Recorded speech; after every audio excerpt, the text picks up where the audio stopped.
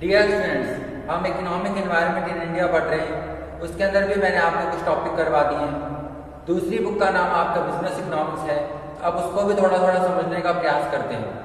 Business economics actually economics का use है business के लिए। इसके बारे में आपको डिटेल में अगले वीडियो में बताऊंगा, लेकिन उससे पहले बिजनेस इकोनॉमिक्स चैप्टर स्टार्ट करने से पहले, उस बुक को स्टार्ट करने से पहले थोड़ा सा कुछ रिवाइज करना जरूरी है। और वो एक टॉपिक है माइक्रो एंड मैक्रो इकोनॉमिक्स, व्यष्टि और समष्टि अर्थशास्त्र। ये आपने पहले भी पढ़ा होगा, 12th में भी पढ़ा होगा, लेकिन फिर भी थोड़ा सा आपको रिवाइज करवा देता हूँ, क्योंकि ये समझना बहुत ज़रूरी है ताकि हम बिजनेस इकोनॉमिक्स, उसके नेचर को, उसके यूजेस को समझ सकें। माइक्रो इकोनॉमिक्स और मैक्रो इकोनॉमिक्स, व्यष्टि और समष्टि अर्थशास्त्र के बारे में थोड़ा बहुत आपको ध्यान होगा। मैं फिर से आपको रिवाइज करवा रहा हूँ। माइक्रो इकोनॉमिक्स डील करता है इंडिविजुअल से या well defined group of individual से। वो लोगों से डील करता है, व्यक्तियों से डील करता है, फर्मों से डील करता है।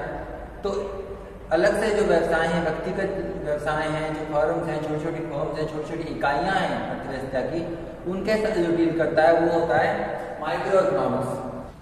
माइक्रो इकोनॉमिक्स के अंदर हम पढ़ते हैं कि कैसे एक फर्म काम करती है, एक पर्टिकुलर इंडस्ट्री काम करती है, एक इंडिविजुअल आर्थिक फैसले कैसे करता है, उसके इकोनॉमिक डिसीजंस को हम स्टडी करते हैं। दूसरा होता है मैक्रो इकोनॉमिक्स। इसमें हम पूरी इकोनॉमी को स्टडी करते हैं, इकोनॉमी एज अ होल। आप इसको जैसे समझ सकते हैं कि एक जंगल है। जब हम पूरे जंगल की बात करते हैं, उसके इकोसिस्टम की बात करते हैं, उसमें कितने जानवर हैं, किस प्रकार के पशु पक्षी रहते हैं, कितने पेड़ पौधे हैं, उसका इकोसिस्टम किस प्रकार का है, तब हम मैक्रो इकोनॉमिक्स की बात कर रहे हैं। जब हम उसके पेड़ों की चर्चा करते हैं, एक एक पौधे की चर्चा करते हैं, अलग अलग से जानवरों की चर्चा करते हैं, एक एक पत्ते को छानते हैं, तब उसको कहते हैं माइक्रो इकोनॉमिक्स। दूसरा एग्जांपल आपको यहाँ पे दे रहा हूँ। अगर कोई हाथी है और कुछ अलग अलग लोग अलग अलग उसके ऑर्गन्स को स्टडी कर रहे हैं, किसी ने पूंछ पकड़ रखी है, किसी ने उसकी टस्क पकड़ रखी है, कोई उसकी आंखों को स्टडी कर रहा है, कोई उसके सूंड को स्टडी कर रहा है, तो उसको कहते हैं माइक्रो इकोनॉमिक्स। और जब पूरे हाथी का एक एनिमल के तौर पे डिस्कशन होता है तो उसको कहते हैं मैक्रो इकोनॉमिक्स।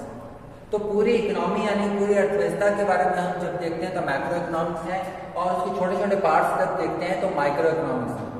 अब ये यहाँ क्यों इम्पोर्टेंट है कि जो बिजनेस इकोनॉमिक्स हम पढ़ने वाले हैं उसका जो मूल स्वभाव है, जो बेसिक नेचर है, वो माइक्रो है।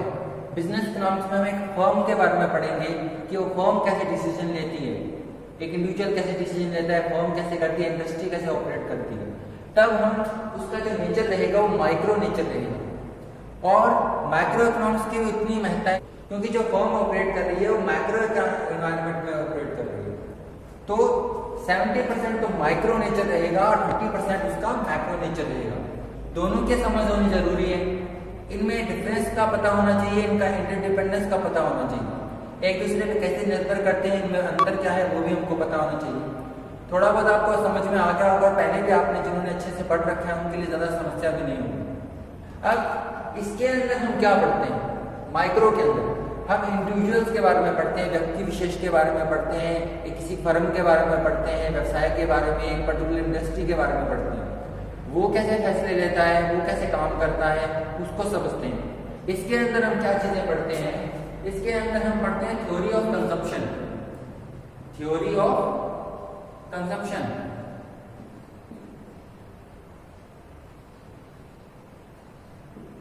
हम थ्योरी ऑफ कंजम्पशन पढ़ते हैं, उपभोग के बारे में पढ़ते हैं।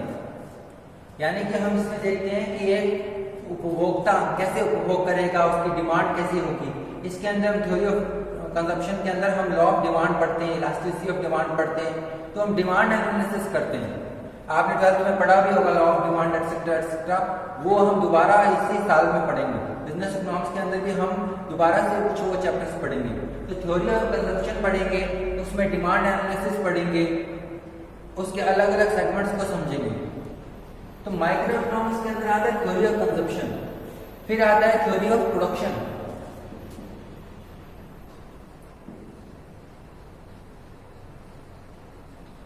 इसके अंदर उत्पादन के बारे में पढ़ते हैं, एक फर्म कैसे उत्पादन करती है, उत्पादन फलन क्या होता है, प्रोडक्शन फंक्शन पढ़ते हैं। कॉस्ट के बारे में पढ़ते हैं, लागतों के बारे में पढ़ते हैं। तो उसके प्रोडक्शन कैसे करेंगे, उसके अंदर पैमाने के बचतें क्या हैं, रिटर्न्स टू स्केल पढ़ेंगे, लॉ ऑफ डिमिनिशिंग रिटर्न्स पढ़ेंगे, ये सब चीज़ें हम पढ़ते हैं इसके अंदर। तो थ्योरी ऑफ प्रोडक्शन आता है, कंजप्शन होता है, इसमें डिमांड एनालिसिस आती है, मांग का नियम समझते हैं, मांग का विश्लेषण करते हैं, और थ्योरी ऑफ प्रोडक्शन में हम उत्पादन फलन समझते हैं, प्रोडक्शन फंक्शन को समझते हैं। इसी के अंदर आता है मार्केट्स या मार्केट कंडीशंस आती है। इसके अंदर आता है प्रोडक्ट प्राइसिंग,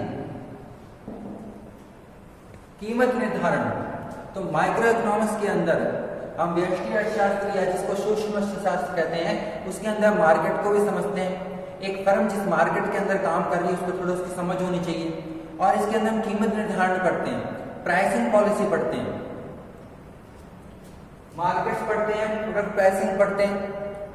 उसके अंदर एक और चीज आती है डिस्ट्रीब्यूशन। एक तो आपने कंजप्शन पढ़ा, फिर आपने प्रोडक्शन भी पढ़ा, फिर आप थ्योरी ऑफ डिस्ट्रीब्यूशन पढ़ते हैं। तो हम इसके अंदर थ्योरी ऑफ डिस्ट्रीब्यूशन भी पढ़ते हैं।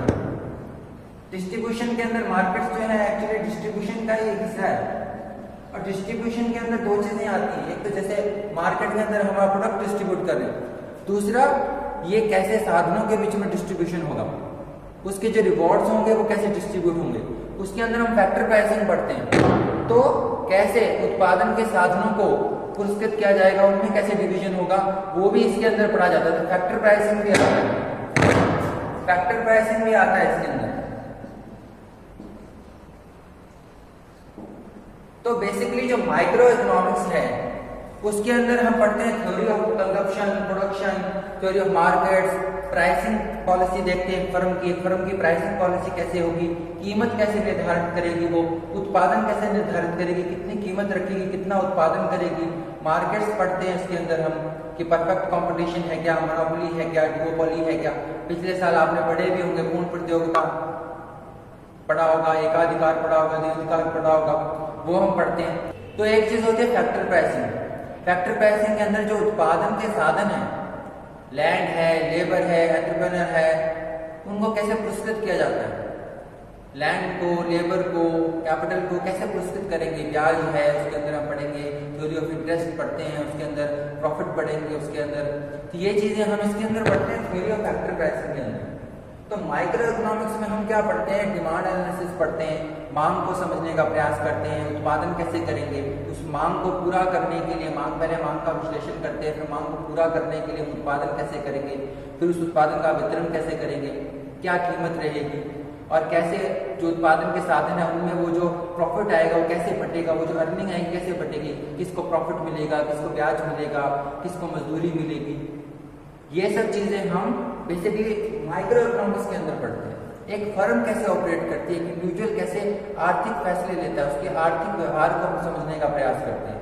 ये व्यक्ति के या व्यक्तियों के कुछ समूह को, well defined group of individuals, उनके आर्थिक व्यवहार को समझने का इसमें हम प्रयास करते हैं। ये था माइक्रो इकोनॉमिक्स, छोटे छोटे हिस्से अर्थव्यवस्था के, उनको समझते हैं।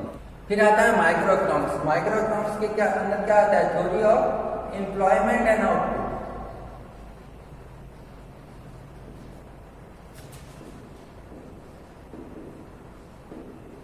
इसके अंदर हम रोजगार के बारे में पढ़ते हैं, नेशनल लेवल पे एम्प्लॉयमेंट का क्या लेवल है, आउटपुट का क्या लेवल है, कितना रोजगार है, उत्पादन का स्तर क्या है राष्ट्रीय स्तर पर। इसके अंदर हम नेशनल इनकम पढ़ेंगे, जीडीपी एक्सेट्रा हम पढ़ते हैं इसके अंदर। ये चीजें आती हैं, बड़े वेरिएबल्स आते हैं, माइक्रो वेरिएबल्स आते हैं। इसके अंदर हम क्या पढ़ते हैं, प्रोडक्ट प्राइसिंग। प्रोडक्ट प्राइसिंग यानी कि एक फर्म अपनी जो प्रोडक्ट बेच रही है, उत्पादन बेच रही है, उसका कीमत निर्धारण कैसे करेगी। यहाँ पे इंडिविजुअल प्राइसिंग की बात हो रही है, लेकिन जब हम माइक्रो में पढ़ते हैं तो हम इन्फ्लेशन की बात करते हैं, जनरल इन्फ्लेशन, इन्फ्लेशन डिफ्लेशन की बात करते हैं, जिसको कहते हैं price level, general price level. इसके अंदर इन्फ्लेशन डिफ्लेशन की बात करते हैं, मुद्रास्फीति की बात करते हैं, यानी कि जनरल प्राइस लेवल। अब यहाँ पे तो पूरे अर्थव्यवस्था में क्या कीमतें रहेगी, ऊपर जा रही है, नीचे जा रही है, महंगाई बढ़ रही है कि गिर रही है। यहाँ पे फर्म की बात करें, फर्म अपने प्रोडक्ट का कैसे कीमत निर्धारण करेगी, एक चीज बेच रही है उसकी क्या कीमत निर्धारित करेगी। वहां पे हम पूरी अर्थव्यवस्था के अंदर कैसी कीमतें हैं, कीमत का स्तर क्या है, जनरल प्राइस लेवल क्या है, वो देख रहे हैं। ये मैक्रो के अंदर आता है।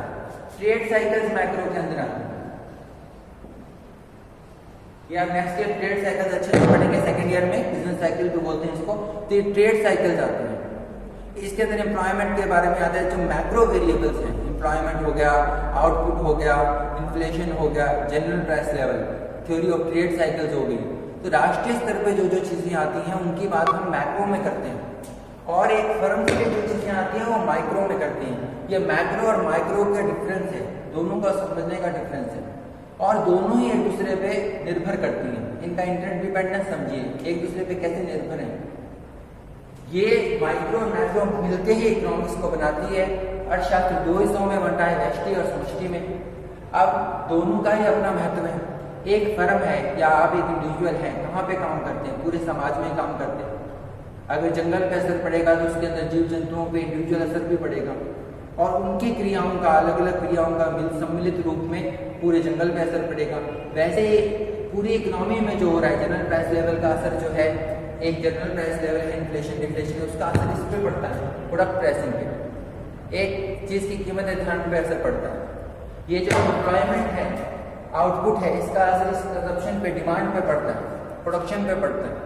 तो अर्थव्यवस्था के अंदर क्या है? इंटरनेशनल ट्रेड की पॉलिसी भी इसके अंदर आती है, अंतर्राष्ट्रीय व्यापार की पॉलिसी क्या आती है, इंटरनेशनल लेवल पे क्या चल रहा है, तो इंटरनेशनल लेवल पे क्या चल रहा है वो भी इसके अंदर आता है।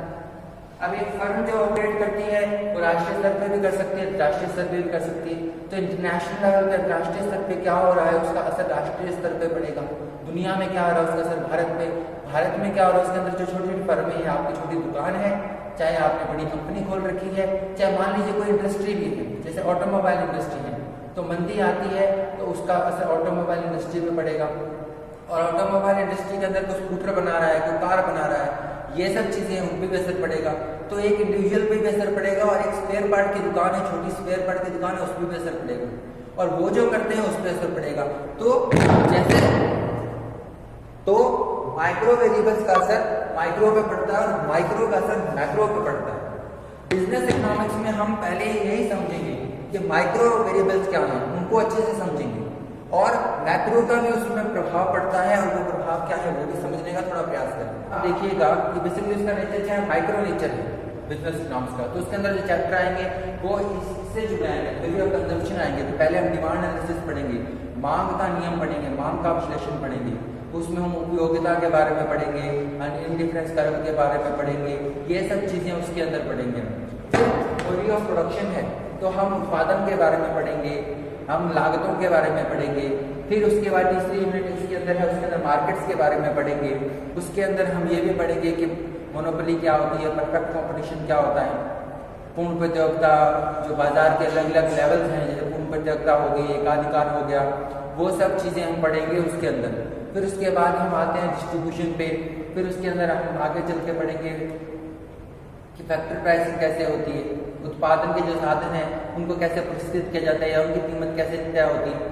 तो उसके अंदर हम ब्याज भी पढ़ेंगे, लाभ भी पढ़ेंगे, मजदूरी भी पढ़ेंगे, ये सब चीज़ें, लगान भी पढ़ेंगे। तो रेंट एक्सेट्रा जो चीज़ें फैक्टर प्राइसिंग में आती है, फैक्टर्स ऑफ प्रोडक्शन में जो वितरण किया जाता है उसको भी पढ़ेंगे। तो बिजनेस इकोनॉमिक्स के अंदर हम ज़्यादातर चीज़ें पढ़ने वाले हैं, आपकी जो बुक में सिलेबस में लगने वाली है वो माइक्रो इकोनॉमिक्स से जुड़ी होने वाली है। लेकिन माइक्रो इकोनॉमिक्स का भी उसको उतना ही प्रभाव है, उस पर भी प्रभाव है, क्योंकि वो फर्म ऑपरेट क्या करती है, अर्थव्यवस्था के अंदर पड़ता है। दोनों में एक दूसरे पर निर्भर भी है, दोनों में विभिन्नता भी है, दोनों में फर्क भी है। फर्क यही है कि ये छोटे छोटे लेवल पे काम करती है, ये बड़े लेवल पे काम करती है। इसका इस पे प्रभाव है और इसका इस पे प्रभाव है। ये चीज़ आपको समझ में आती होगी कि माइक्रो इकोनॉमिक्स में क्या पढ़ेंगे और मैक्रो इकोनॉमिक्स में हम क्या पढ़ते हैं, दोनों का स्कोप क्या है। जब स्कोप पूछा जाता है तो ये चीज़ें आती हैं। तो मैंने आपको बताया कि माइक्रो इकोनॉमिक्स के अंदर क्या पढ़ेंगे, मैक्रो के अंदर क्या पढ़ेंगे, दोनों के बीच का संबंध क्या है। लेकिन कुछ चीज़ों इनमें फर्क भी है। ये चीज़, ये पॉइंट आप अच्छे से नोट करें, दिमाग में बिठाएं, वो है fallacy of composition. Fallacy of composition.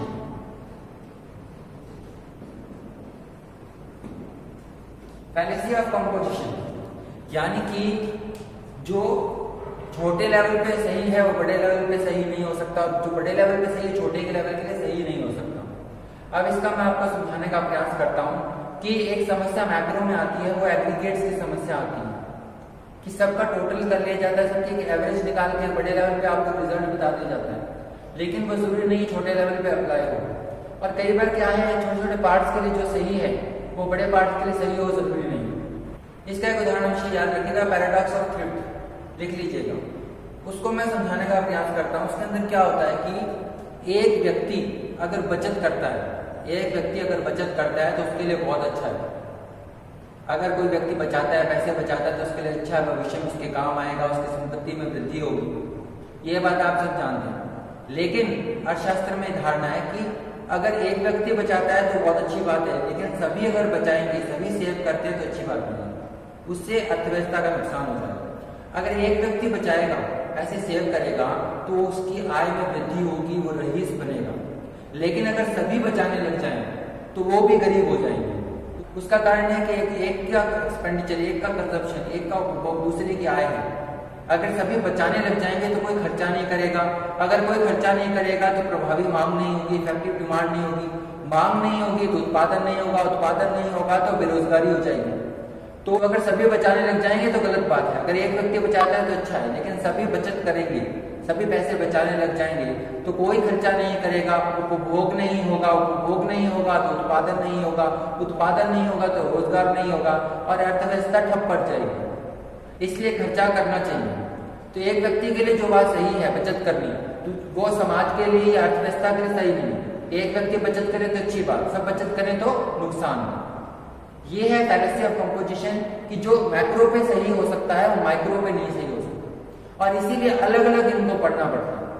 अर्थव्यवस्था में अगर तेजी चल रही है तो जरूरी नहीं कि एक इंडस्ट्री या एक सभी इंडिविजुअल्स फायदे में जा रहे हैं। अर्थव्यवस्था में मंदी है तो मंदी के समय भी कुछ व्यापारी बहुत अच्छा लाभ कमा लेते हैं।